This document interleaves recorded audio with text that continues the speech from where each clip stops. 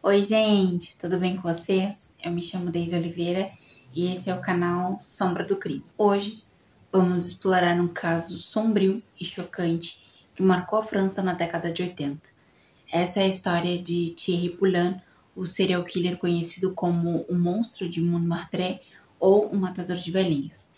Ele aterrorizou Paris com uma série de crimes brutais contra mulheres idosas, deixando uma cidade inteira em pânico. Por um período, Thierry teve um cúmplice e seus atos de violência contra vítimas indefesas são difíceis de compreender e, sem dúvida, impactaram profundamente a sociedade naquela época. Então, já aviso, se tu é sensível a esse tipo de conteúdo, talvez seja melhor não continuar assistindo.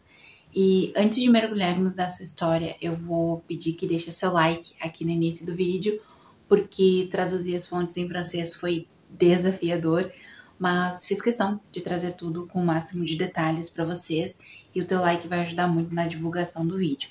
Já vou avisando também que é bem provável que eu pronuncie algum nome errado, porque esses nomes são difíceis de pronunciar. E fiquem comigo até o final, porque essa história é tão surpreendente quanto perturbadora.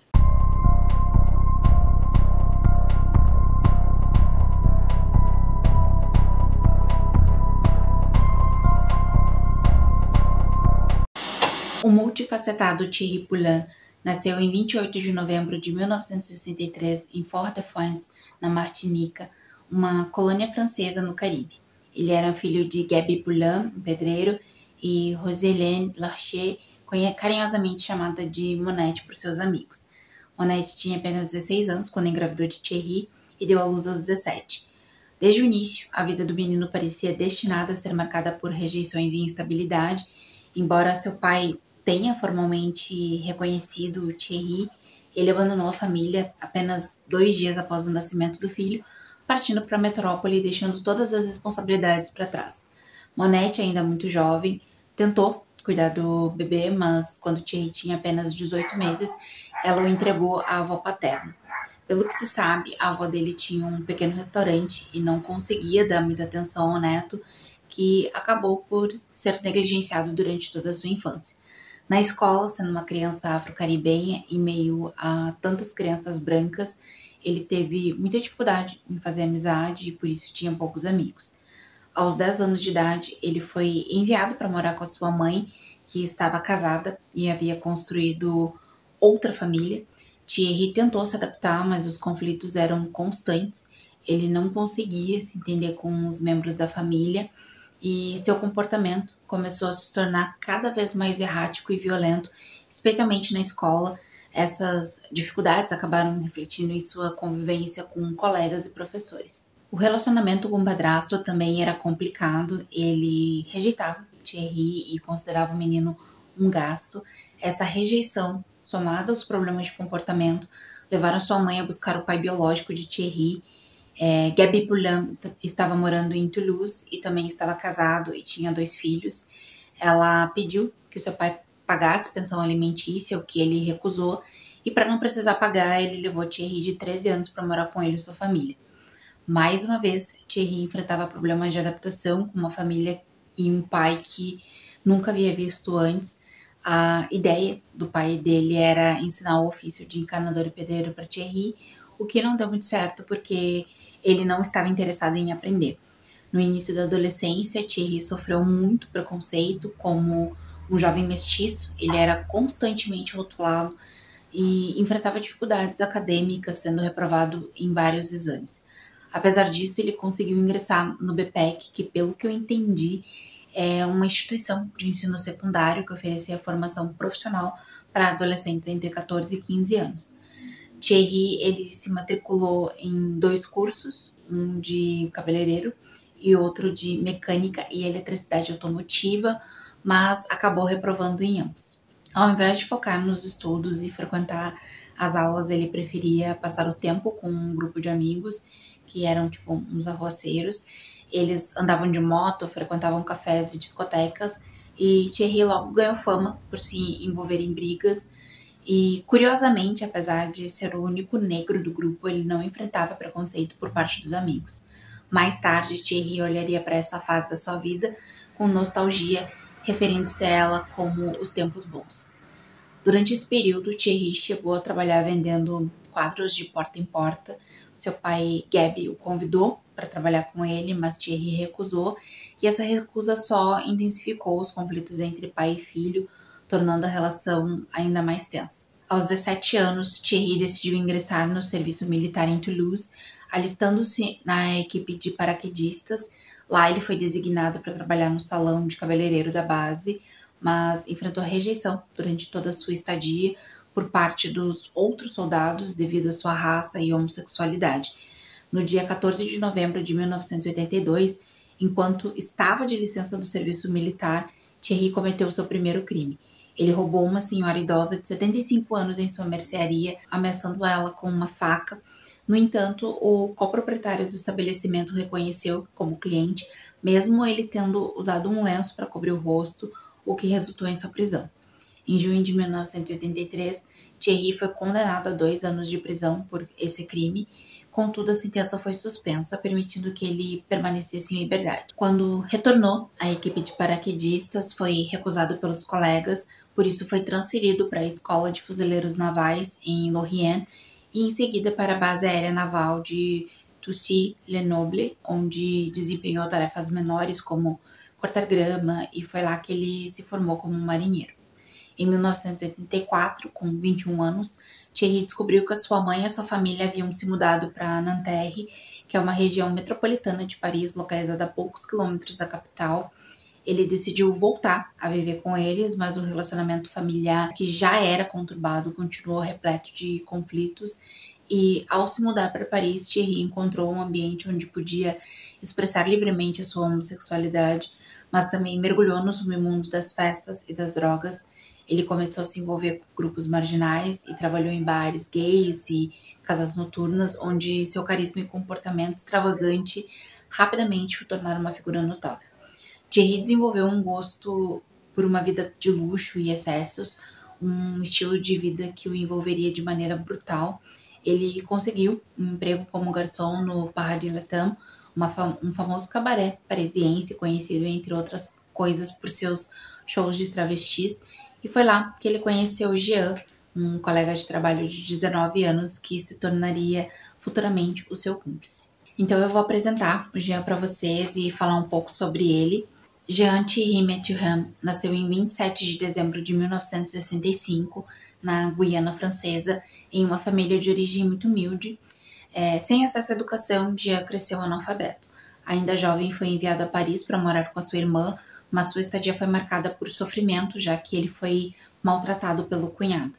Os detalhes sobre os tipos de maus tratos que Jean sofreu não foram documentados, então eu não tenho os detalhes para contar para vocês. Eu procurei em diversas fontes, mas não encontrei nenhuma informação. Já era viciado em drogas e também trabalhava no Paradis Latam como garçom. Thierry também era viciado, mas já era muito mais que ele, e a conexão entre eles foi imediata e os dois se tornaram amantes, mergulhando em uma relação marcada por excessos de paixão.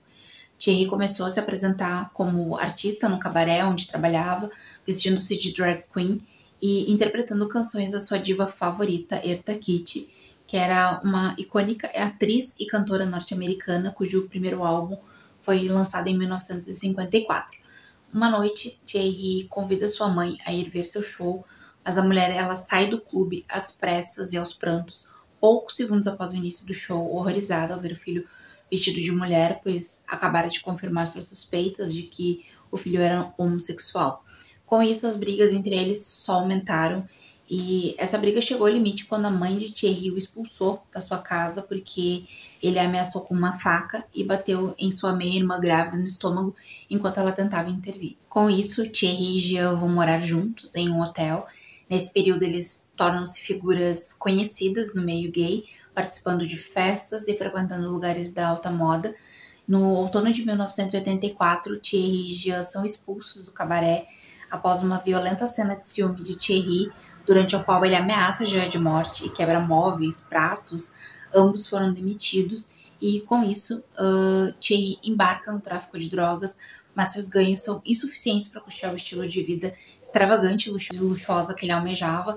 Então, ele e Jean planejam seus atos criminosos. Motivada em manter uma vida de bon vivant, Thierry inicia uma série de crimes em 1984, juntamente com seu cúmplice, combinando atos brutais e um prazer sádico. Ele atacaria vítimas que considerava mais fracas e vulneráveis, e com isso escolheu atacar mulheres idosas. Ele as escolhia em mercados, ruas, saídas de bancos e outros locais, seguindo elas até suas casas, e ao chegar forçava a entrada no momento em que elas abriam a porta ou, em alguns casos, iniciava uma conversa para ganhar a confiança das vítimas e ser convidada a entrar, como, por exemplo, se oferecer para carregar suas sacolas. Uma vez dentro, ele agia com extrema violência, espancando as vítimas para obrigá-las a revelar onde guardavam dinheiro e objetos de valor. O seu modus operandi incluía sufocar as mulheres com sacos plásticos ou travesseiros, estrangulá-las e imobilizá-las amarrando pulsos e tornozelos com fios elétricos, cordas ou itens encontrados na própria residência das vítimas.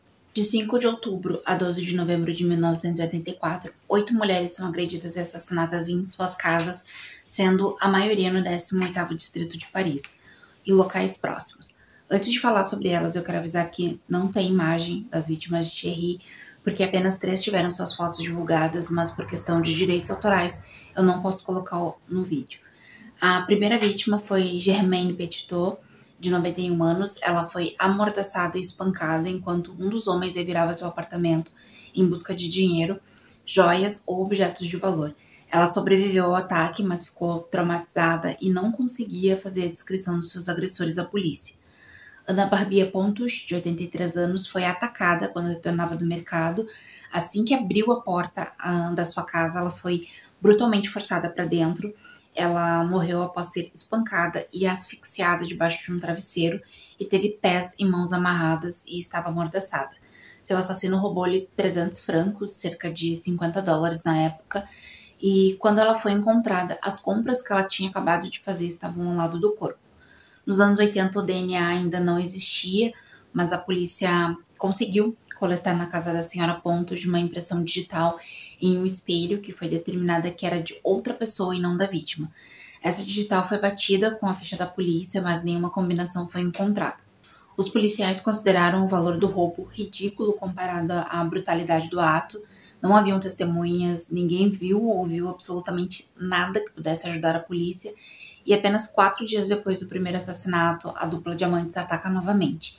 Em 9 de outubro, os bombeiros são acionados para apagar um incêndio e foi quando um corpo foi descoberto. Era Suzanne Foucault, de 89 anos, que acaba de ser encontrada morta em sua casa, com um saco plástico na cabeça, mãos e pés amarrados com fios de um abajur. Seu apartamento foi revirado, haviam gavetas abertas e coisas espalhadas no chão, em um apartamento semi-queimado. Devido ao modus operandi do crime, a polícia conseguiu conectar aos outros crimes. Por um mês, a dupla parecia ter parado as suas atividades, mas em 5 de novembro de 1984, Ionace Carresco, uma professora aposentada de 71 anos, é amordaçada, torturada e espancada até a morte. Ela também teve pés e mãos amarradas com fios elétricos, o seu apartamento estava revirado. Seu corpo só foi encontrado 2 dias depois do crime, em 7 de novembro, pela babá de 2 crianças que teriam aula com ela. A polícia acreditava que a ação levou em torno de 10 minutos e que não era um criminoso solo, sim uma dupla, e que a brutalidade dos atos demonstrava muita raiva dos autores, pois a senhora Cicarresco tinha nariz e mandíbula quebrada, e todas as costelas do lado direito estavam quebradas. A polícia ligou o ato ao que parecia um perfil de viciados, então a polícia começa suas buscas por criminosos toxicodependentes. 2 dias depois, a 4ª vítima, no mesmo dia em que a polícia encontra o corpo de Ionace Carresco, a dupla ataca novamente. Alice Benaim, de 84 anos, é encontrada 2 horas após o assassinato pelo seu filho. Esse foi o crime considerado mais violento, pois a pobre senhora foi espancada, torturada, e em um ato sádico, seus assassinos a forçaram a beber um desentupidor de pia à base de soda cáustica. Acredita-se que era para forçá-la a dizer onde guardava suas economias, e com isso ela teve boca e garganta queimadas. Ela foi amarrada com fios elétricos, amordaçada com uma toalha e jogada na cama. A causa da morte foi estrangulamento. Mais uma vez, a única pista da polícia eram as impressões digitais encontradas no local. No dia seguinte, 8 de novembro, a quinta vítima, Marie Choi, de 80 anos, foi encontrada e o crime tinha o mesmo modus operandi das vítimas anteriores.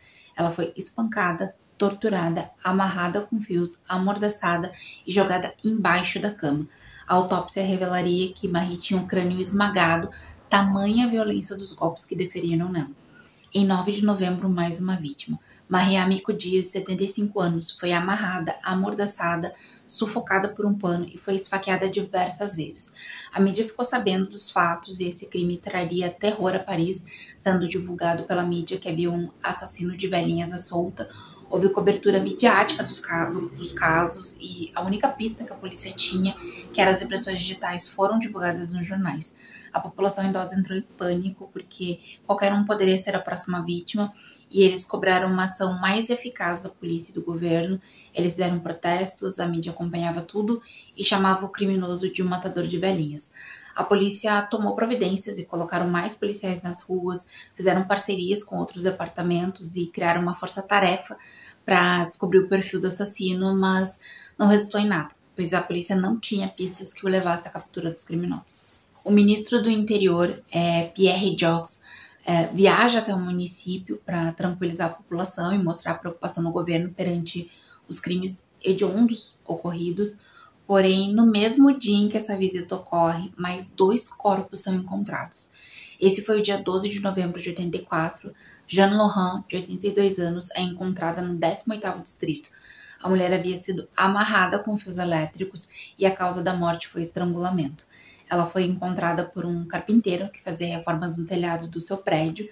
4 horas depois, encontraram o corpo de Pauline Vito, de 77 anos. Seu corpo já estava em estado avançado de decomposição. Um vizinho sentiu o cheiro e acionou a polícia.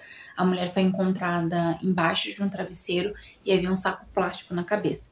A causa da morte foi sufocamento. A 8ª vítima é retirada de casa em um caixão e as pessoas em volta começam a gritar e a imprensa tira fotos que todas elas vão parar nos jornais. Com isso, o município decide reunir a população na Câmara Municipal no dia 18 de novembro de 1984. Quase 2.800 pessoas participaram, a maioria idosas que foram orientadas a terem mais cuidado ao saírem de casa, quando voltarem para casa, evitar sair à noite, esse tipo de coisa. Isso não ajudou muito a tranquilizar a população, que ainda estava apavorada. A polícia ainda não tinha nenhuma novidade sobre o caso, não tinha nenhuma pista e o caso esfriou. A única coisa que a polícia podia esperar era que os criminosos cometessem algum erro. No ano seguinte, as coisas pareciam ter melhorado, pois por um ano a marca dos assassinatos havia desaparecido. Aparentemente, os criminosos pararam com as suas atividades, mas o que de fato aconteceu é que, devido à cobertura da mídia, o fato deles terem sido expulsos do cabaré onde trabalhavam, fez com que Thierry voltasse a Toulouse para morar com o pai, rever o local da sua adolescência e já foi com ele. Eles ainda ostentavam com o dinheiro dos assaltos, frequentavam bares gays, sonhando com a glória de sucesso, mas o passar dos anos não melhorou a relação entre pai e filho, e Gabi expulsa Thierry de casa com seu amante, pois ele não aceitava a homossexualidade do filho. Com isso, Thierry e Jean brigam e decidem se separar, e Jean retorna a Paris, deixando Thierry em Toulouse. Thierry continua frequentando festas com champanhe, cocaína, distribuindo para as pessoas que ele considerava que seriam boas conexões, com o objetivo de conquistar as pessoas e conseguir patrocinadores para abrir uma casa de espetáculo de travestis que ele planejava.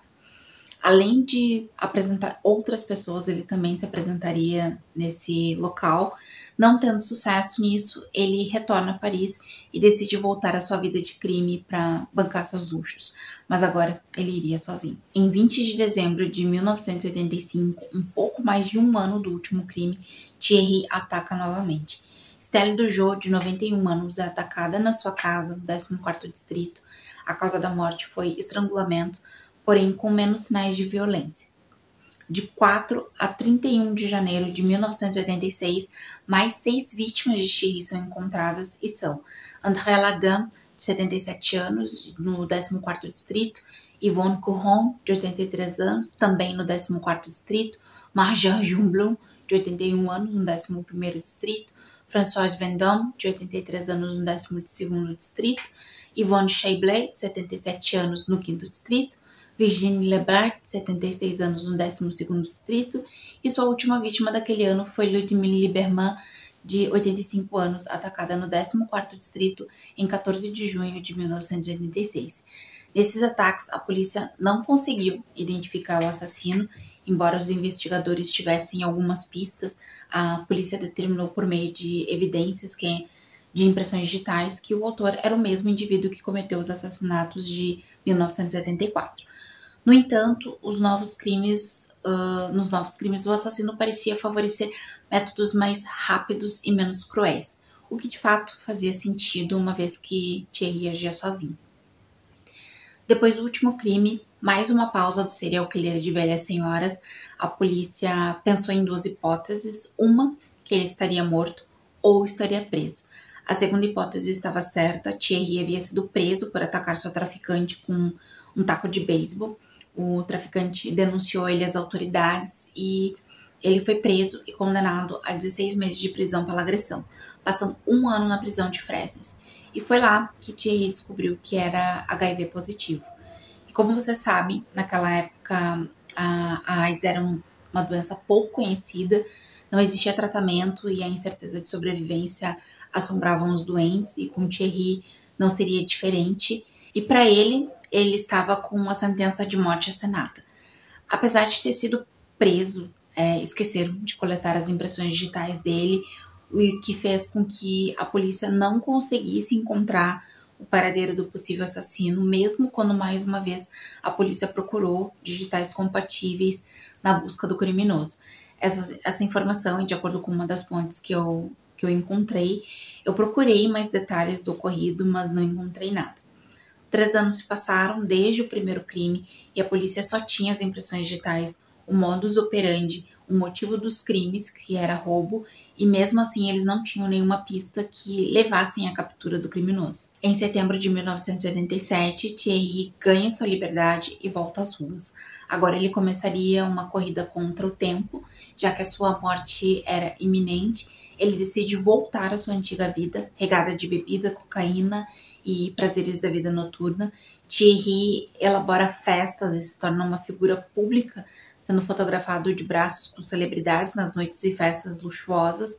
As pessoas adoravam as festas elaboradas por ele, sem saber ou questionar de onde vinha tanto dinheiro. Participou de desfiles de moda e, sem ninguém suspeitar, ele se tornou um príncipe nas noites parisienses e um assassino durante o dia. 2 meses após sua liberação, um monstro de Montmartre ataca, fazendo mais 2 vítimas no mesmo dia. Em 20 de novembro de 1987, Rachel Cohen, de 79 anos, é atacada no 10º distrito. Berthe Finalteri, de 87 anos, também no mesmo distrito, mas a senhora Finalteri foi estrangulada como as demais, mas ela não morreu, ela apenas desmaiou. Thierry, acreditando que ela estava morta, roubou seus pertences e foi embora. Ela seria a vítima que ajudaria a polícia a dar fim aos crimes do serial killer mais temido e cruel dos anos 80. Em 27 de novembro de 87, Thierry Poulain ataca aquela que seria sua última vítima. Geneviève Germont, de 73 anos, é atacada no 10º distrito e a causa da morte foi estrangulamento. Berthe Finalteri, que foi a penúltima vítima de Thierry, sobreviveu e, com base em seu depoimento e no de um vizinho que encontrou Thierry nas escadas, a polícia fez uma ficha de características do agressor. Eles o descrevem como um homem de raça mista, de 1,80 m, na casa dos 20 anos, com cabelo estilo Carl Lewis, nariz achatado, cabelos loiros, descoloridos e crespo, com um brinco na orelha esquerda.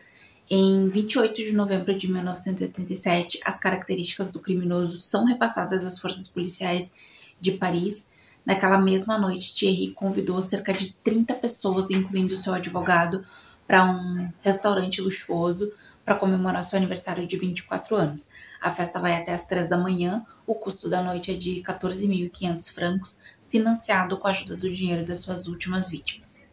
Thierry faz mais 2 festas. Em 29 de novembro à noite, ele convida cerca de 20 pessoas para um restaurante em Pigalle e 30 de novembro ele organiza sua última festa em uma boate com diplomatas africanos. Esta é sua última noite em liberdade. Graças às características transmitidas a todas as equipes policiais, o policial Francis Jacob prende o suspeito, encontrado por acaso na rua em 1º de dezembro de 1987. Thierry estava caminhando na calçada quando Francis para ele. Ele não reage, não foge. Ele pede a identificação de Thierry, que não tem consigo, então o policial usa de pretexto para levá-lo à delegacia. Uma vez preso, ele confessa o assassinato de 21 pessoas após 2 dias sob custódia policial, mas a polícia e alguns magistrados encarregados do caso há mais de 3 anos suspeitam que o número de vítimas gira em torno de 38. Quando a polícia questiona sobre o desentupidor que supostamente Thierry teria feito uma das suas vítimas bebê, ele nega ter feito isso e entrega seu cúmplice e ex-amante, Jean. Em 2 de dezembro, no início da manhã, Jean é preso em sua casa e acusado por seus crimes cometidos em 1984, admitindo à polícia sua cumplicidade nos primeiros 8 assassinatos.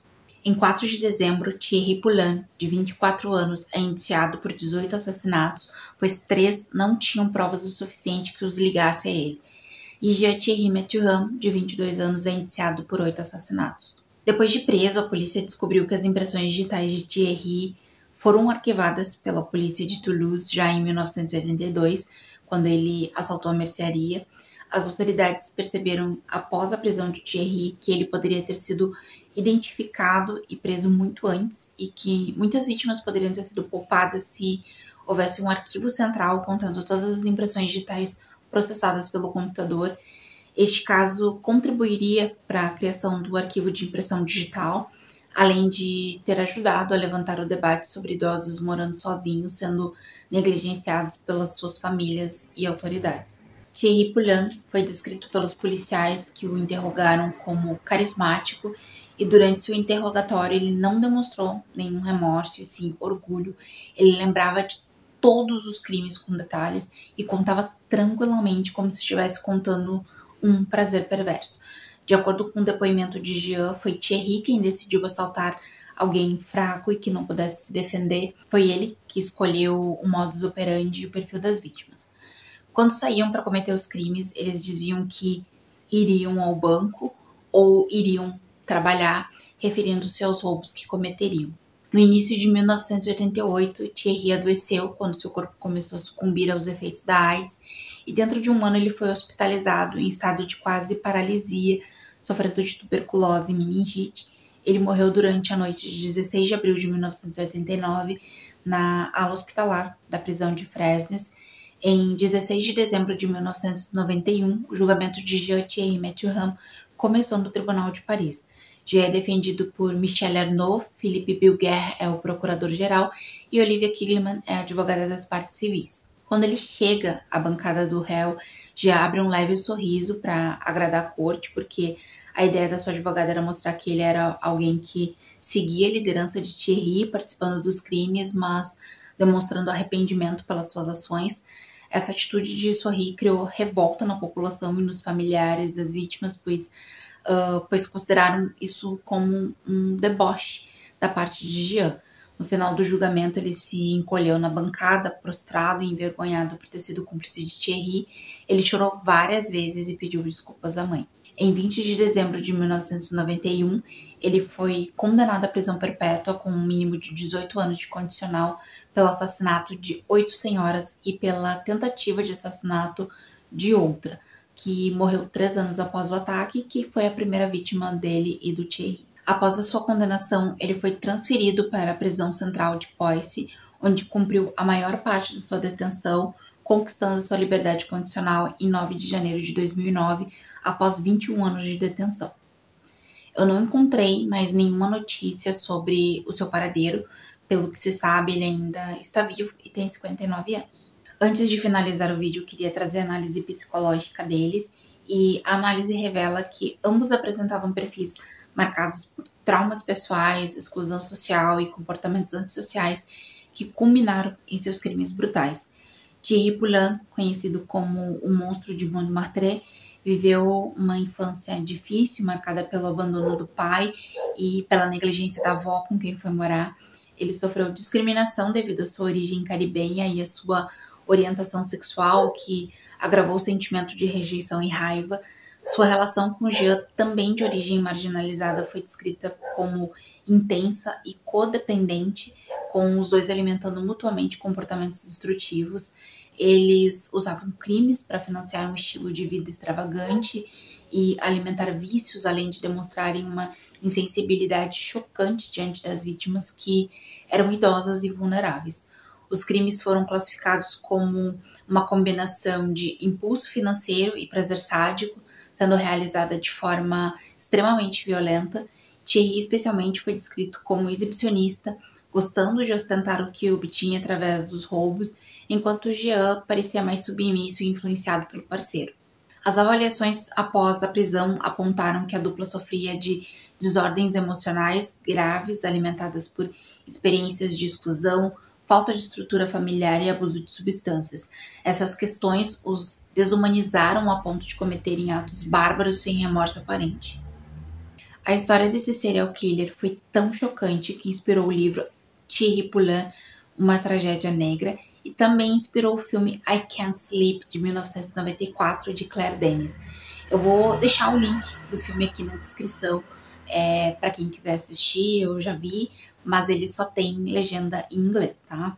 E esse foi o caso de hoje, pessoal. Eu ouvi falar sobre o Thierry em um documentário e fiquei muito interessada em conhecer mais sobre a sua história, e eu realmente achei perturbador os crimes que ele cometeu contra essas senhoras indefesas, e eu queria saber se vocês já conheciam ou ouviram falar sobre esse caso. Então coloca aqui nos comentários que eu vou adorar ler, ou deixa um emoji para eu saber que vocês gostaram. E também deixa seu like, porque vai ajudar muito na divulgação, e se inscreve para não perder os próximos casos. Então, até a próxima, e não esqueçam, a realidade sempre supera a ficção.